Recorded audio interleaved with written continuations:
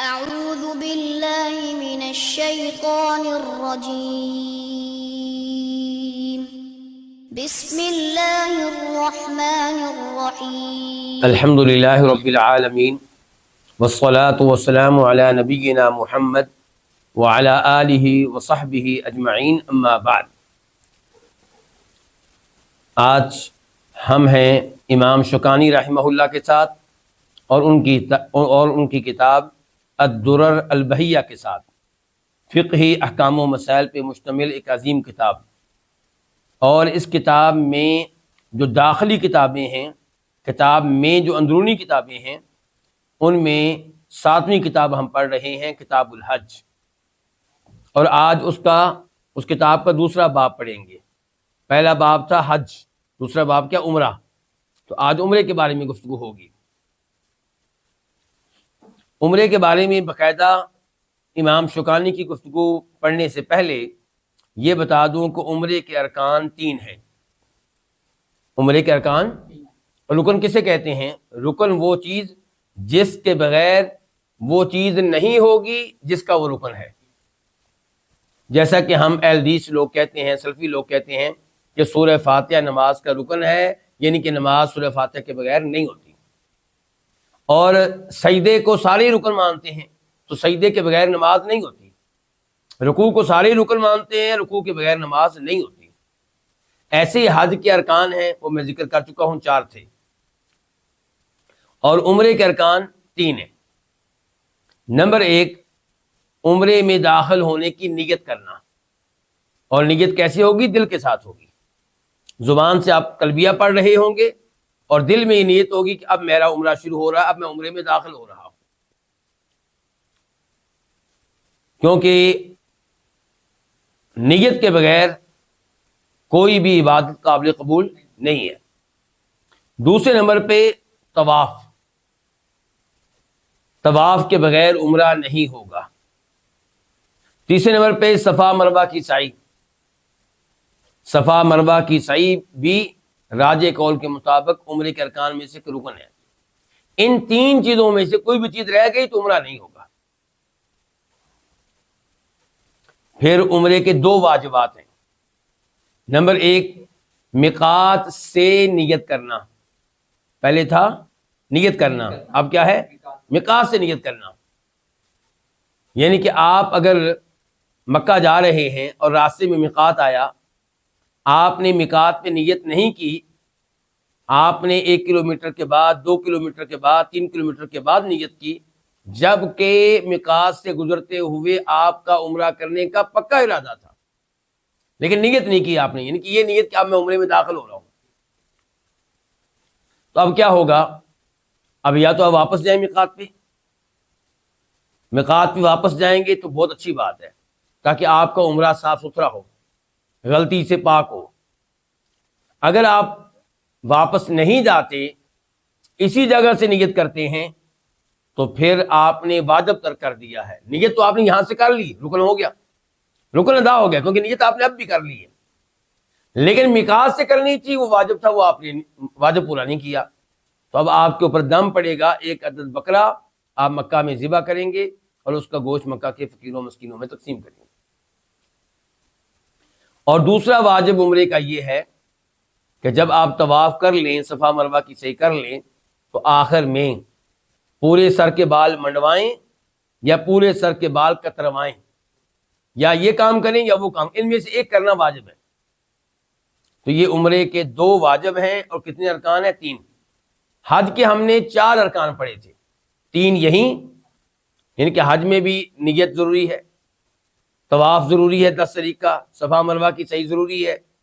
چوتھی چیز جو ہے وہاں پہ وہ ہے 9 تاریخ کو زوال کے بعد میدان عرفات میں جانا، میدان عرفات میں ٹھہرنا، وہاں پہ رکنا۔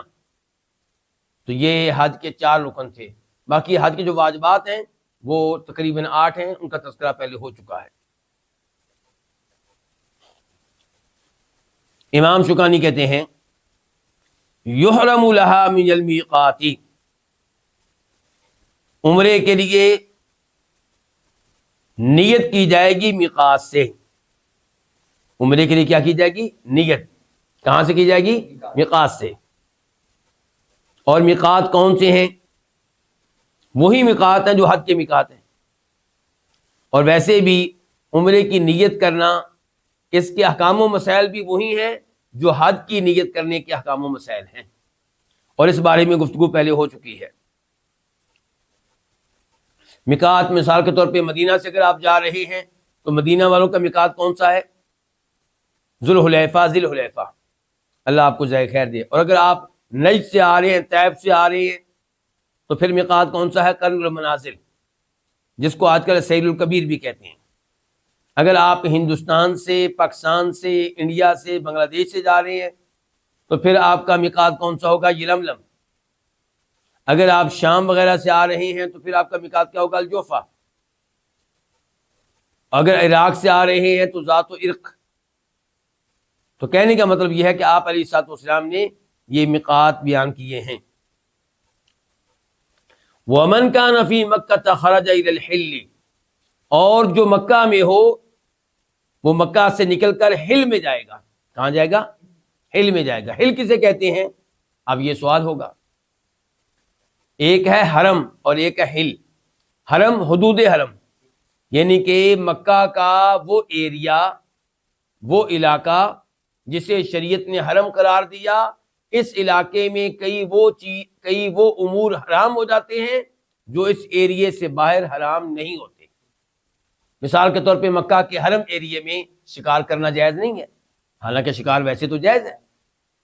حرم کے ایریے میں آپ درخت نہیں کاٹ سکتے، باہر جا کر آپ جتنے مرضی درخت کاٹیں۔ تو یہ ہے حرم کا ایریا۔ تو کہہ رہے ہیں کہ جو مکہ میں رہتے ہیں انہیں عمرہ کرنے کے لیے حرم کے ایریے سے باہر جانا ہوگا۔ حرم کا ایریا مکہ میں کدھر ہے؟ بیت اللہ کے چاروں طرف۔ آپ بیت اللہ سے نکلیں، کعبہ شریف سے نکلیں اور کسی بھی مکہ کی سائڈ پہ وہاں تک چلے جائیں جہاں تک حرم کا ایریا جا رہا ہے۔ جب حرم کا ایریا ختم ہو جائے اس کے بعد آپ احرام باندھ لیں اور واپس آ کے عمرہ کر لیں، آپ کا عمرہ کرنا ٹھیک ہے۔ یاد رہے کہ کئی علماء کرام یہ سمجھتے ہیں کہ مکہ والے عمرہ کہاں سے کریں گے؟ اپنے گھر سے کریں گے۔ احرام کہاں سے باندھیں گے؟ اپنے گھر سے، جبکہ یہ موقف کمزور موقف ہے، یہ مرجو موقف ہے۔ صحیح بات یہ ہے کہ مکہ والوں کو احرام باندھنے کے لیے، عمرے کی نیت کے لیے کہاں جانا ہوگا؟ حرم سے باہر۔ اور حرم سے باہر کو کیا کہتے ہیں؟ حل۔ حرم کے الٹ، یعنی کہ حل جہاں پہ وہ معاملات حرام نہیں ہیں جو حرم کے ایریے میں حرام ہے، بلکہ وہاں پہ کیا؟ حلال ہے۔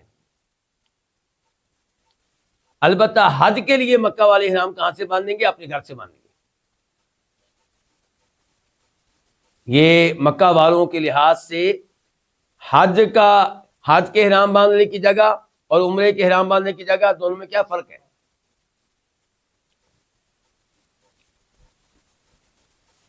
آئیے اس بارے میں ایک حدیث آپ کے سامنے رکھوں۔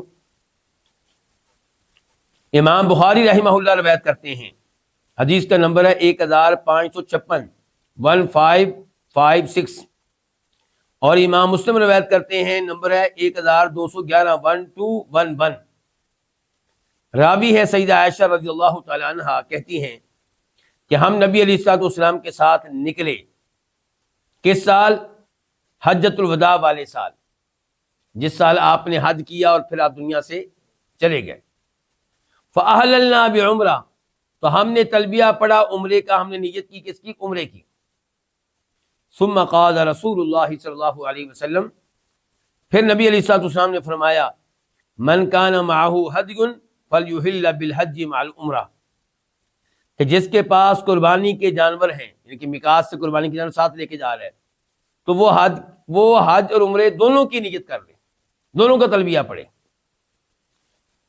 ثم لا یحل، پھر حلال نہیں ہوگا، احرام نہیں کھولے گا، حتیٰ یحل منہما جمیعا، حتیٰ کہ ان دونوں سے ایک ساتھ حلال ہوگا، دونوں سے ایک ساتھ فارغ ہوگا۔ قالت، سیدہ کہتی ہیں، فقدمت مکہ، تو میں مکہ آئی، وانا حائض، میں مکہ میں داخل ہوئی اس حالت میں کہ مجھے حیض کا خون آ چکا تھا۔ لم اطف بالبیت، چنانچہ میں بیت اللہ کا طواف نہیں کر سکی۔ کون سا طواف؟ عمرے کا، کیونکہ پہلے انہوں نے عمرہ کرنا تھا نا۔ ولا بین الصفا والمروہ، اور نہ ہی میں صفا مروہ کی صحیح کر سکی۔ فشکوت ذلک الی رسول اللہ صلی اللہ علیہ وسلم، تو میں نے اس معاملے کی شکایت کی نبی علیہ الصلوۃ والسلام سے کہ مجھے تو حیض کا خون آ گیا، میرا کیا بنے گا؟ اچھا، سیدہ کا ایک مسئلہ یہ بھی تھا جو عام طور پہ عام عورتوں کا نہیں ہوتا۔ وہ کیا کہ یہ پہنچی ہیں مکہ میں نبی علیہ الصلوۃ والسلام کے ساتھ 4 تاریخ کو، 8 تاریخ کو کیا ہو جائے گا؟ حج شروع ہو جائے گا۔ تو یہ پاک ہونے کا مزید انتظار نہیں کر سکتی، کیونکہ ورنہ حج جاتا رہے گا۔ عام عورت اگر آج جاتی ہے عمرہ کرنے کے لیے مکہ، اور وہ میقات سے نیت کر لیتی ہے کس کی؟ عمرے کی۔ عمرے کی بات کر رہے ہیں ہم، حج کی بات نہیں کر رہے، صرف عمرے کی، آج کل کے ایام کی بات کر رہے ہیں نا۔ وہ عمرے کی نیت کر لیتی ہے، اور عمرے کی نیت کرتے ہوئے اسے حیض کا خون آ چکا ہے، تو نیت کرنا ٹھیک ہے، جائز ہے، کوئی مسئلہ نہیں۔ اور احرام کی پابندیاں اس کی شروع ہو جائیں گی، تلبیہ پڑھنا شروع کر دے وہ۔ یا میقات سے نیت کی تو حیض کا خون نہیں آیا تھا، آگے چل کے آ گیا، اب طواف کرنے سے پہلے کسی بھی وقت حیض کا خون آ گیا، اب اس کے لیے کیا حکم ہے کہ اب وہ احرام نہیں کھولے گی، احرام کی پابندیوں میں رہے گی، پاک ہونے کا انتظار کرے گی، جب پاک ہو جائے تو غسل کر کے طواف کرے گی، صفا مروہ کی صحیح کرے گی، بال کٹوائے گی، عمرہ مکمل ہو گیا۔ لیکن کیا سیدہ عائشہ یہ انتظار کر سکتی تھی؟ نہیں، کیونکہ آگے حج آ رہا ہے۔ تو یہ ہے صورتحال مختلف۔ تو انہوں نے شکایت کی اللہ کے رسول علیہ الصلوۃ والسلام سے اس معاملے کی۔ فقال، تو آپ علیہ السلام نے کہا، انقضی رأسکی، اپنے سر کے بال کھول دو، وامتشطی، اور کنگھی کر لو، یعنی کہ غسل کر لو، کنگھی کر لو، وأہلی بالحج، اور حج کا تلبیہ پڑھ لو، کیونکہ اب حج شروع ہو رہا ہے، ودع العمرہ، اور عمرہ ترک کر دو، عمرہ رہنے دو۔ قالت، سیدہ عائشہ کہتی ہیں، ففعلت، تو میں نے ایسا ہی کیا۔ اب سیدہ عائشہ کا کون سا حج بن گیا؟ حج قران، کیونکہ عمرے کی نیت پہلے کی ہوئی ہے، اوپر سے حج کی نیت داخل کر دی ہے، تو حج عمرہ کیا ہو گئے؟ اکٹھے ہو گئے۔ فلما قضینا الحج، فرماتی جب ہم نے حج مکمل کر لیا، تو ارسلنی رسول اللہ صلی اللہ علیہ وسلم مع عبد الرحمن ابن ابی بکر التنعیمی، تو مجھے نبی علیہ الصلوۃ والسلام نے بھیجا، کہاں بھیجا؟ تنعیم کی طرف، کس کے ساتھ؟ میرے بھائی عبد الرحمن بن ابو بکر کے ساتھ۔ فاعتمرت، چنانچہ میں نے عمرہ کر لیا۔ تو آپ نے کہا، ہذہ مکان عمرتک، یہ ہے تمہارے اس عمرے کی جگہ پہ عمرہ۔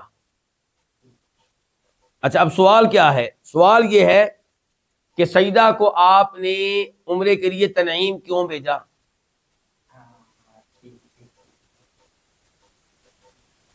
تنعیم اس لیے بھیجا کہ وہ حدود حرم سے باہر ہے۔ اگر مکہ میں رہ کر مکہ والی اپنی رہائش سے احرام باندھنا درست ہوتا تو آپ سیدہ عائشہ کو مشکل میں کیوں ڈالتے؟ جبکہ صورتحال یہ تھی کہ سیدہ عائشہ اور سارے لوگ تھکے ہوئے تھے حج کر کے، کیونکہ 4 تاریخ کو حج کرنے کے لیے مکہ پہنچے ہیں، 8 تاریخ کو مینا چلے گئے ہیں، پھر عرفات چلے گئے ہیں، پھر مزدلفہ آئے ہیں، پھر مینا آئے ہیں، پھر کنکریاں 11 کی، پھر 12 کی، پھر 13 کی، اب اس سے فارغ ہو کے مدینہ آنا چاہ رہے ہیں، یعنی کہ تھکے ہوئے لوگ ہیں اور آگے ایک لمبا سفر ہے۔ ان حالات میں چاہیے تھا کہ آپ سیدہ عائشہ کے لیے آسانی پیدا کرتے، یا پھر کم از کم آپ آپشن دے دیتے ان کو۔ پہلی بات تو میں نے یہ کیا کہ کہتے بھئی ادھر سے احرام باندھو، عمرہ کر لو، چلیں یہ آپ نے نہیں کیا، تو آپ کہتے بھی تمہارے پاس 2 آپشن ہیں، ایک یہ ہے کہ ادھر سے احرام باندھ کے عمرہ کر لو، اور ایک یہ ہے کہ حدود حرم سے باہر چلی جاؤ۔ آپ نے 2 آپشن نہیں دیے، ایک ہی چیز کہی ہے، وہ یہ کہ عبد الرحمن اپنی بہن کو لے جاؤ تنعیم اور وہاں سے عمرہ کرو۔ تو پتہ چلا کہ جو لوگ مکہ میں موجود ہیں وہ اگر عمرہ کرنا چاہیں گے تو وہ حدود حرم سے باہر نکلیں گے، اور علماء کرام نے اس کی حکمت بھی ایک بیان کی ہے، وہ حکمت دھیان سے سنیے گا۔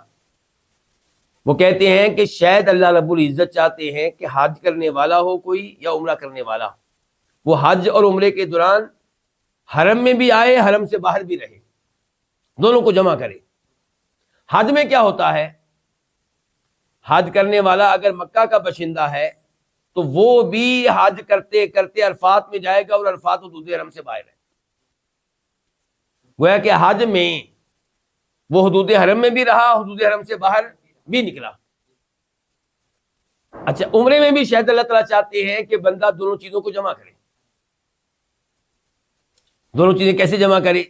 کہ نیت کرنے کے لیے حدود حرم سے باہر جائے، وہاں سے نیت کر کے آئے گا اور پھر حدود حرم کے اندر ہی رہے گا، اس نے دونوں چیزوں کو جمع کر دیا۔ تو یہ ہے وضاحت اس امر کی جو سیدہ عائشہ نے بیان کیا، کیا جو امام شوکانی نے بیان کیا ہے کہ ومن کان فی مکہ، اور جو مکہ میں ہو، خرج الی الحل، وہ نکل کے کہاں جائے گا؟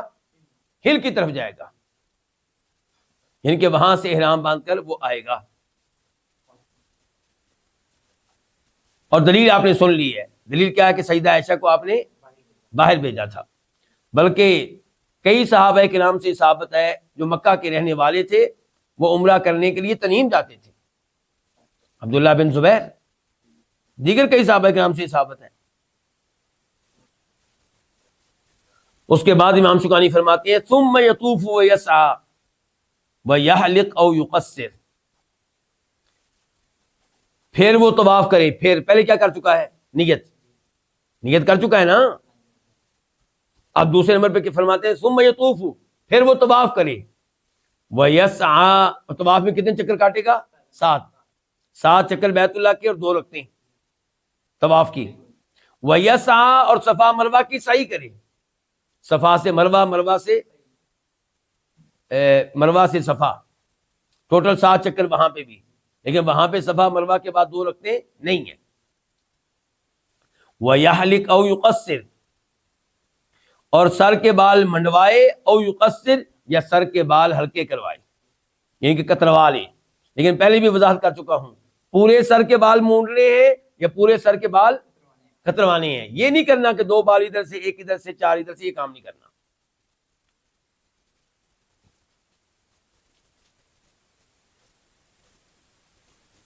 اور یہ جو کہا ہے کہ طواف کرے، سعی کرے، سر کے بال منڈوا لے یا کٹوا لے، اس کی وضاحت پہلے گزر چکی ہے حج کے طریقے میں۔ تو جو حج کا طریقہ تھا وہی یہ طریقہ اس کا ہے، بلکہ میں تھوڑے سے الفاظ آپ کے سامنے رکھ دوں کہ آپ نے خاص طور پہ عمرے کے موقع پہ کہا تھا ان صحابہ کرام کو جو آئے تو حج کے لیے تھے، لیکن آپ نے کیا کہا تھا؟ دیکھیں، یہ بخاری شریف کی حدیث ہے، نمبر ہے 1568 1568، اور مسلم شریف میں اس کا نمبر ہے 1216 1216، یرحمک اللہ۔ جابر بن عبداللہ اس حدیث کے راوی ہیں کہ صحابہ کرام حج کی نیت کر کے آئے تو آپ ان سے کیا کہہ رہے ہیں؟ احلوا من احرامکم بطواف البیت وبین الصفا والمروہ وقصروا ثم اقیموا حلالا۔ آپ چاہتے ہیں کہ یہ صحابہ کرام حج کو عمرے میں تبدیل کریں، پہلے عمرہ کریں، پھر 8 تاریخ کو حج کا احرام باندھیں اور حج کریں۔ اچھا، عمرے کی تعلیمات آپ کن الفاظ میں دے رہے ہیں؟ یہ الفاظ دلیل ہے کہ عمرہ اس طرح ہوگا۔ آپ فرما رہے ہیں احلوا من احرامکم، تم نے احرام باندھا ہے حج کا، اس احرام کو تم نے کھول دینا ہے۔ کیسے کھولنا ہے؟ پہلے تم نے بیت اللہ کا طواف کرنا ہے اور صفا مروہ کی پھر صحیح کرنی ہے، وقصروا، اور سر کے بال ہلکے کروانے ہیں، ثم اقیموا حلالا، پھر تم نے مکہ میں حلال ہی رہنا ہے، احرام کے بغیر رہنا ہے، احرام کی پابندیوں سے آزاد رہنا ہے۔ پھر آپ نے بیان کیا کہ پھر تم نے 8 تاریخ کو حج کا تلبیہ پڑھنا ہے، لیکن ہمارا مقصد اس حدیث میں یہ الفاظ تھے کہ عمرے کا طریقہ آپ نے یہ بتایا ہے۔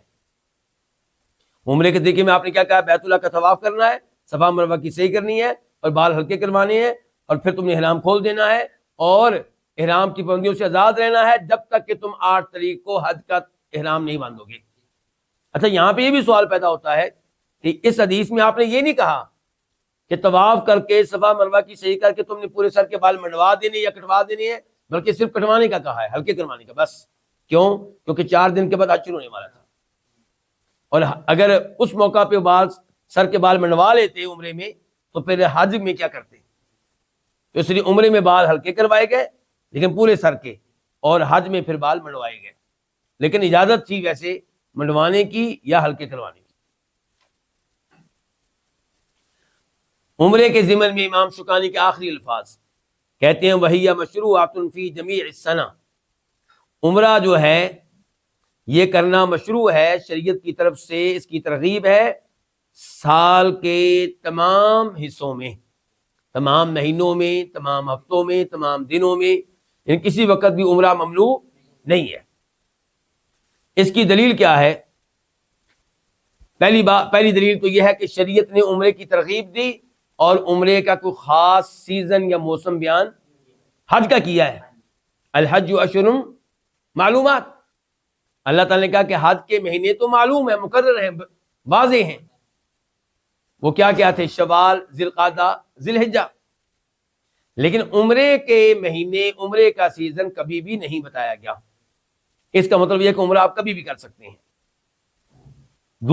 دوسرے نمبر پہ دلیل اس چیز کی کہ آپ کبھی بھی عمرہ کر سکتے ہیں، یہ بخاری شریف کی حدیث ہے، نمبر ہے 1780 1780، اور امام مسلم روایت کرتے ہیں نمبر ہے 1253 1253۔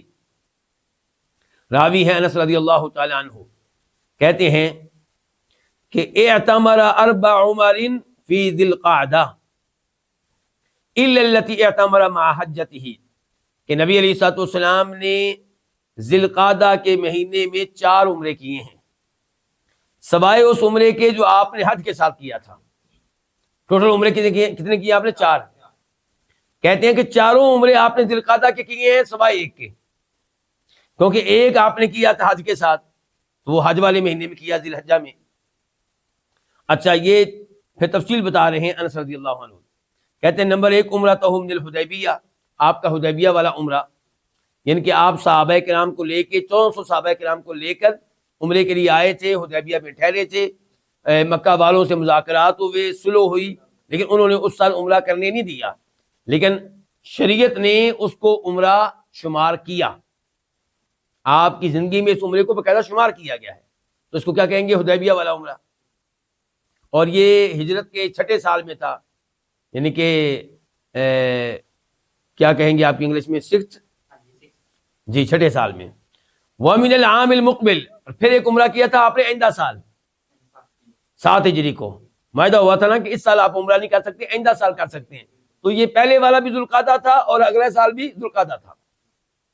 وَمِنَ الْجِعْرَانَ، تیسرا عمرہ آپ نے جنانہ سے کیا، حیث قسم غنائم حنین، جہاں آپ نے جنگ حنین کے اموال کو بطور غنیمت تقسیم کیا تھا۔ یہ کون سا عمرہ ہو گیا؟ 3۔ آپ کو پتہ ہے نا کہ نبی علیہ الصلوۃ والسلام، ایک تو ہو گیا آپ کا عمرہ 6 سال حدیبیہ والا، پھر اگلے سال کون سا سال ہو گیا؟ 7واں، ہجرت کا 7واں سال، 7th۔ پھر اگلا سال آپ مکہ فتح کرنے کے لیے آئے تھے، کس مہینے میں آئے تھے بلا؟ مہینہ کون سا تھا جب آپ آئے مکہ فتح کرنے کے لیے؟ رمضان۔ رمضان کے بعد آپ ادھر ہی رہے، پھر آپ کو اطلاعات ملی کہ مکہ کے دائیں بائیں کئی لوگ مسلمانوں سے لڑنے کے لیے تیار ہو رہے ہیں، تو آپ نے ان حالات میں مدینہ واپس جانا مناسب نہیں خیال کیا، بلکہ آپ نے چاہا کہ ان سے بھی ابھی مقابلہ کر لیا جائے، ورنہ ایسا نہ ہو کہ آپ مدینہ پہنچے پیچھے سے وہ حملہ کر دیں۔ تو پھر آپ نکل گئے ان لوگوں سے مقابلہ کرنے کے لیے جو تیار ہو رہے تھے اور تیاریاں کر رہے تھے مسلمانوں سے لڑنے کے لیے۔ حنین میں آپ گئے، طائف میں آپ گئے، ان علاقوں میں آپ لڑتے رہے، جہاد کیا۔ جب آپ جنگوں سے فارغ ہوئے تو آپ جیرانہ مقام پہ کھڑے تھے، اب آپ نے کہاں جانا ہے؟ مدینہ واپس، تو آپ نے چاہا مدینہ جانے سے پہلے ایک عمرہ کر لیتے ہیں۔ اچھا، عمرہ آپ نے کہاں سے کیا؟ پھر جیرانہ سے۔ کیا جیرانہ میقات ہے؟ بالکل میقات نہیں ہے۔ پھر جیرانہ سے آپ نے احرام کیوں باندھا؟ اس اصول کے مطابق جو خود آپ ہی نے دیا تھا کہ جو لوگ میقات کے اندر ہیں، یعنی کہ ان کا گھر ایسی جگہ ہے کہ ان کے اور مکہ کے راستے میں کوئی میقات نہیں آتا، بلکہ میقات تو باہر ہے، ان کی رہائش اندر ہے، تو آپ نے کہا تھا جو میقات کے اندر رہتے ہیں وہ اپنے گھر سے ہی احرام باندھیں گے، جہاں سے نیت کریں گے ادھر سے احرام باندھیں گے، عمرے کی، حج کی۔ تو چونکہ آپ کا ارادہ بنا تھا عمرہ کرنے کا جیرانہ سے، میقات تو پیچھے رہ گیا ہے، جب میقات سے گزرے ہیں تب جنگی حالات سے عمرہ کرنے کا کوئی ارادہ نہیں تھا، جنانہ مقام پہ ارادہ بنا اور جنانہ میقات کے اندر ہے تو آپ نے جنانہ سے ہی احرام باندھا، اس لیے نہیں کہ جنانہ میقات ہے، بلکہ اس لیے کہ جنانہ سے آپ کا ارادہ بنا تو ادھر سے احرام باندھ دیا۔ تو یہ بھی آپ کا عمرہ کب ہوا؟ ذوالقعدہ میں، جو تیسرا عمرہ ہو گیا آپ کا۔ وعمرۃ مع حجتی، اور ایک وہ عمرہ جو آپ نے اپنے، اچھا یہ چوتھا جو عمرہ ہے اس کو ذی الحجہ والا عمرہ قرار دیا جا رہا ہے، حالانکہ اس کی نیت بھی آپ نے ذی القعدہ میں ہی کی تھی، یعنی کہ مدینہ سے کب نکلے آپ؟ 25 تاریخ کو، 26 تاریخ کو، ذوالقعدہ کی 25 26 کو، وہ تو جب مکہ پہنچے ہیں تب ذی الحجہ شروع ہو چکا تھا، عمرہ مکمل ہوا ہے ذی الحجہ میں، لیکن آغاز کب ہوا ہے، نیت کب کی آپ نے؟ ذی القعدہ میں۔ تو اس لحاظ سے آپ کے چاروں عمرے کون سے ہوئے؟ ذی القعدہ کے۔ اچھا یہ حدیث کیسے دلیل بن گئی کہ آپ سال میں کبھی بھی عمرہ کر سکتے ہیں؟ یہ اس لیے کہ عام طور پہ لوگ جن مہینوں میں عمرہ کرنے کو ناپسند خیال کرتے ہیں وہ حج کے مہینے ہیں، تو آپ نے حج کے مہینوں میں ہی چاروں عمرے کیے ہیں، تو باقی مہینوں میں تو کوئی بھی نہیں سمجھتا تھا کہ عمرہ کرنا ممنوع ہے، اس لیے یہ دلیل یہاں پہ دی گئی ہے۔ تو اس کے ساتھ ہی ہمارا یہ حج عمرے کے بارے میں جو یہ موضوع تھا وہ اپنے اختتام کو پہنچا۔ وآخر دعوانا الحمدللہ رب العالمین۔